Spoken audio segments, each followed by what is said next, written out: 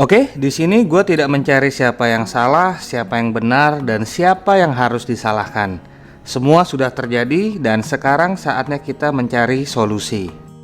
Saat proses pengecoran, memang gue akui ada kesalahan teknis, sehingga kesalahan-kesalahan tersebut menyebabkan hasil pengecoran yang tidak maksimal. Bagi kawan-kawan yang baru bergabung, kalian bisa lihat video proses pengecoran Megatank ini di video episode ke-10. Sangat banyak saran dan ilmu yang mungkin bisa diambil baik dari video tersebut atau dari komen kawan-kawan yang lain mengenai proses pengecoran itu sendiri.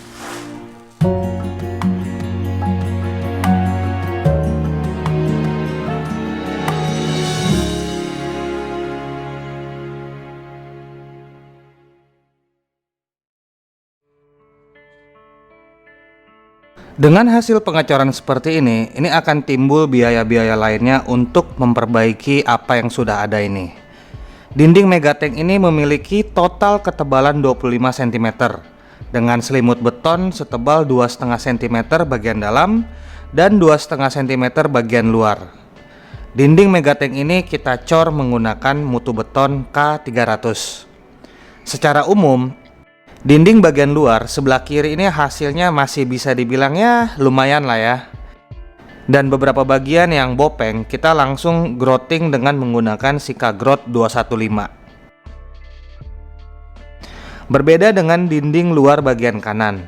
Ini jujur aja cukup banyak yang harus diperbaiki. Karena ini adalah dinding yang begistingnya jebol saat proses pengecoran kemarin. Karena proses pengecorannya sudah bisa dibilang tidak sempurna sedari awal, kita bisa lihat ada bagian yang tidak sepenuhnya terisi atau kropos, hingga besi tulang beton itu terlihat. Dengan terlihatnya besi tersebut, bisa dibilang ketebalan dinding sudah hilang sekitar 2,5 cm dari total ketebalan 25 cm.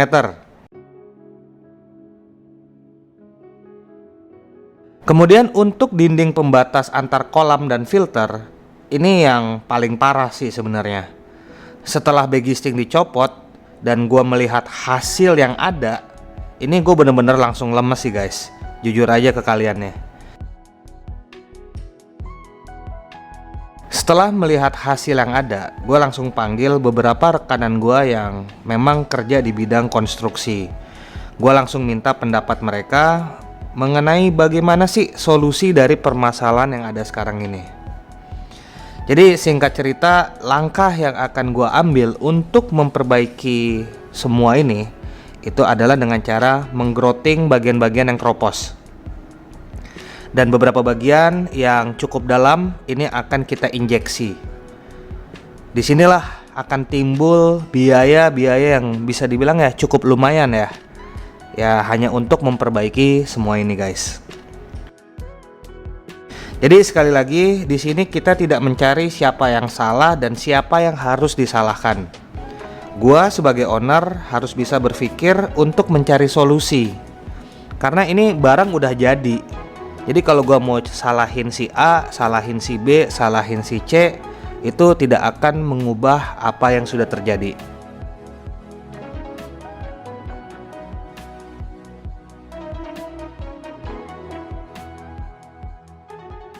Di hari berikutnya gue minta untuk begisting bagian belakang itu untuk dibuka ya.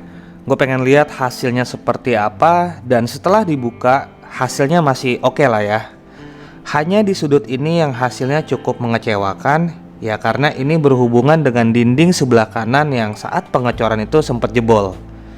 Di hari ini gue juga minta salah satu rekanan gue untuk melihat langsung dan mendengar apa yang akan dia sarankan ke gue dengan kondisi yang ada sekarang ini. Jadi di titik ini gue berusaha untuk menampung semua masukan yang ada untuk mendapatkan solusi yang terbaik. Untuk tahap awal ini kita akan fokus terlebih dahulu untuk memperbaiki dinding dalam Megatank ini guys.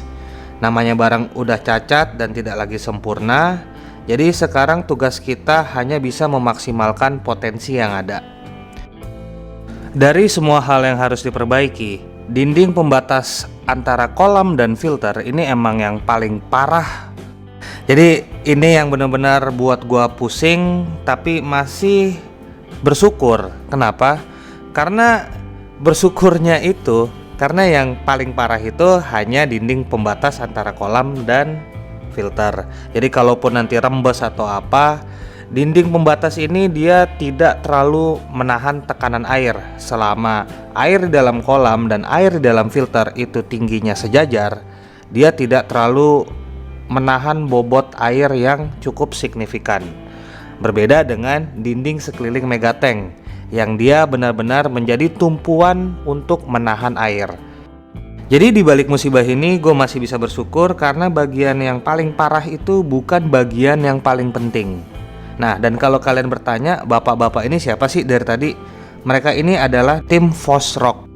Jadi Fosroc itu sama juga dengan Sika, mereka tuh hanya sebuah merek, dan bapak-bapak ini adalah aplikator produk Fosroc.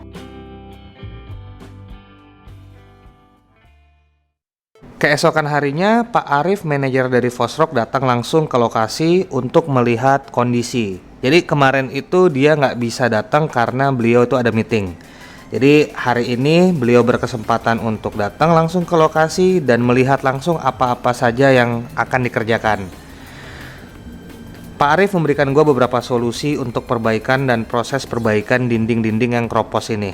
Nah, setelah kita sepakati mengenai harga dan lain-lainnya, ini kita akan mulai eksekusi perbaikan pada hari Sabtu atau paling telat tuh hari Minggu.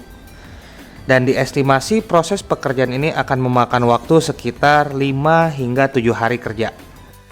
Jadi semoga aja setelah di grouting dan diinjeksi, ini kropos-kropos ini bisa teratasi. Nah, setelah struktur kita perbaiki, baru kita masuk ke proses tahapan waterproofing. Seperti itu guys. Jadi kita tunggu aja, dalam 1 atau 2 hari ini tim Fosroc akan mengeksekusi dan gua akan update secara detail prosesnya. Jadi semoga ini bisa membantu kawan-kawan semua ya, minimal dapat melihat langsung gimana sih proses grouting itu, gimana sih proses injeksi itu seperti apa. Jadi itu aja video gua kali ini, dan next video gue akan tunjukin ke kalian proses pekerjaan dari tim Fosroc ini untuk megatank ikan hias 100 ton kita ini guys. Dan see you guys in my next video. Bye bye.